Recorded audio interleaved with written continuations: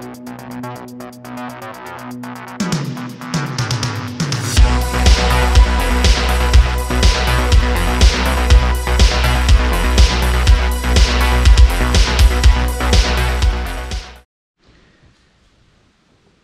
you got your RO filter all set up, it's ready to go. But before we do anything further, we have to talk about one of the most important components before this. And what you see here is a 4" by 10 big blue housing, okay? And inside of here is a carbon filter, and its job is to obviously remove chlorine before it gets into the RO. I will say this again. You do not use this without this. This is always the first step. You have to have this to filter the chlorine out. Otherwise, chlorine gets in here and it will destroy the membrane. There is no question about it. So, inside here, there is a little filter. And whenever you buy this, they give you one of these little filters. I believe, you know, lefty loosey, righty tighty. All you have to do is take this off and the little filter comes out right in here. You put the filter in and you just simply twist it back on. And then obviously to avoid leaks, you want to give it a good tug just so everything's stable. And then with this, because this is a key part of the system, by the way, you'll notice, and I ordered this off of Amazon, you can kind of get them anywhere.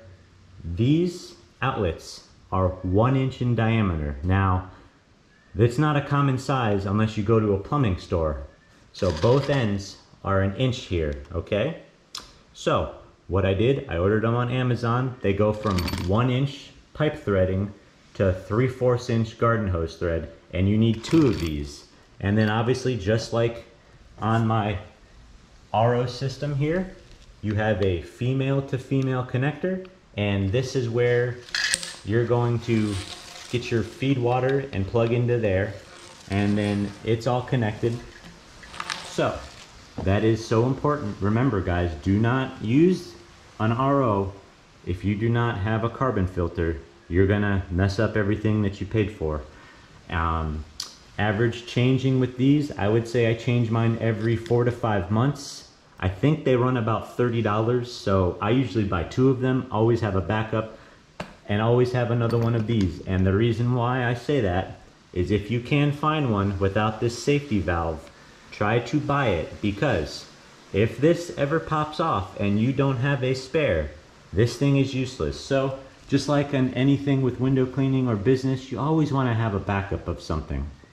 So, all right, we got the carbon filter here. We got the RO filter here. Well, let's see what we're doing with this, and let's see if this works, right? All right. Okay. We're gonna first see what the water quality is coming out of my tap here.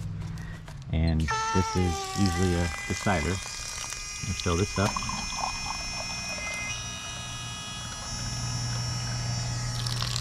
And I'm going to test what the water is off of my tap. Now, another thing I recommend everybody buying is a TDS meter. This is a big thing to have. You really can't do this without it. So what this does is it allows you to take the water quality test, and you see how it shuts up as, I don't know if you can see that, but it says 0. So I'm going to dip this in the water here.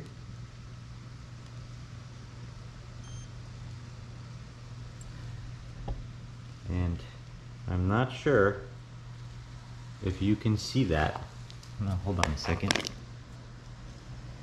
But we have about 320 pp, which is pretty high. So let's see what it is after. Now, before we get started, this is very essential. This is a PSI gauge, okay? This will tell you if you can use your RO filter or not, because you will run into some issues where you have low pressure. So you attach this at the end here, and turn on your water source. And you will see the pressure starts building little by little, and just give it a second, it'll get there. But you see, you're at about 55 to 60, okay? Now that's kind of standard from city water. Now that's important. So you're already working with 60 PSI through 75 feet of hose, and actually even a little bit more. I would say maybe even at 62. So the main thing is, guys, this is perfect for using an RO.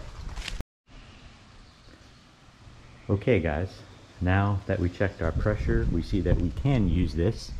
So it's simple as connecting the hose to the inlet on the carbon filter, just like this, and it goes through the carbon filter, comes out on the outlet here, and this is a little feeder hose. I think it's 3 feet.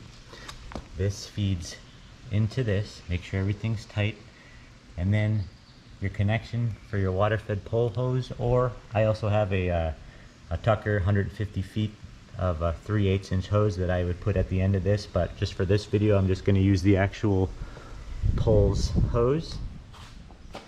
And then on your other end you have your waste gate here. So this is important because this handles everything. Pretty much all the bad water is coming out through there. So let's turn it on and see what's going on here.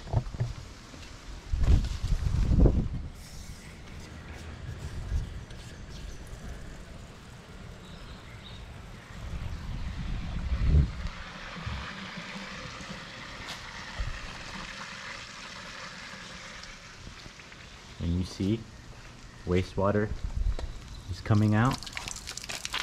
Okay, here's the cool thing with this here, you can adjust how much comes out, how little, you know. So just by pushing the lever here that I'm turning, you can control that, and that actually makes a difference. Well, that'll happen too, don't be alarmed. I usually lay these down for this reason. They work either standing up or laying down. So then you got your pure water. Guys, there's nothing more to this system than that. And my friends, so here's the kicker though. Let's check the quality of the water. Okay guys, now everything's set up here. You're letting the water go, the bad water's going out there, and then you're getting filtered water through here. So just like we took the water quality from before, you just simply take this hose, fill up your TDS meter,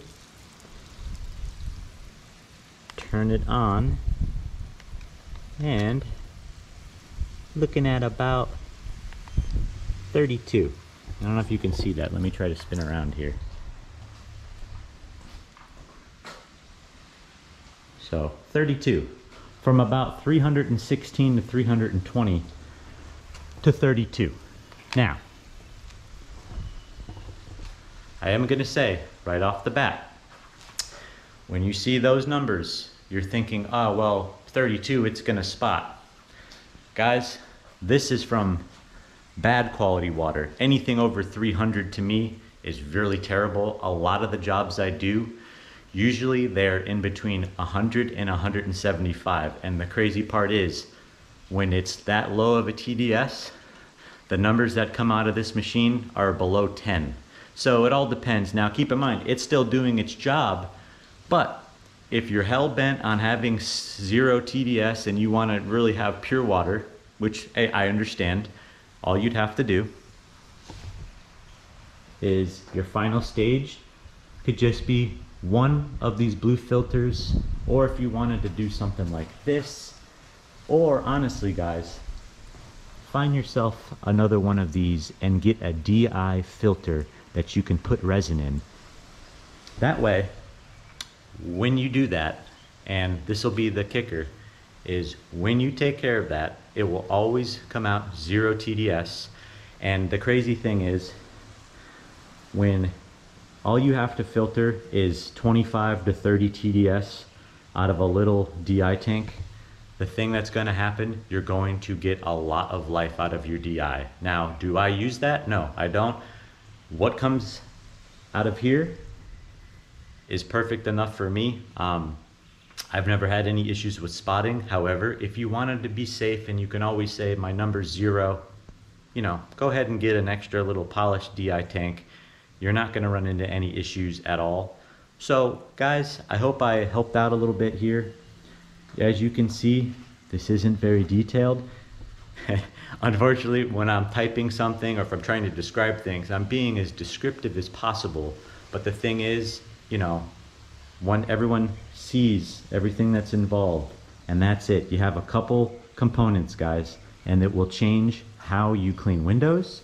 And not only that, the best thing I like about these, you can drink the water that comes out of there, guys. It's like the bottled water you would buy at the store. Don't do that drinking with DI water, just the RO filter. But I can have so many uses for this. You can wash your car or your truck with this water, dry spot free, keep your fleet vehicles clean, or whatever, you know? There's so many uses for it. But anyway, just wanted to break everything down for you guys, and I hope I've helped somebody out. If you have any questions, feel free to ask me, guys, because guess what? I didn't know about this all the time I was cleaning windows. I really didn't. Somebody told me about it, and I think it's my right and my duty to pass the word on. So anyway, there we go, guys. I hope this video helped you, and thanks for watching.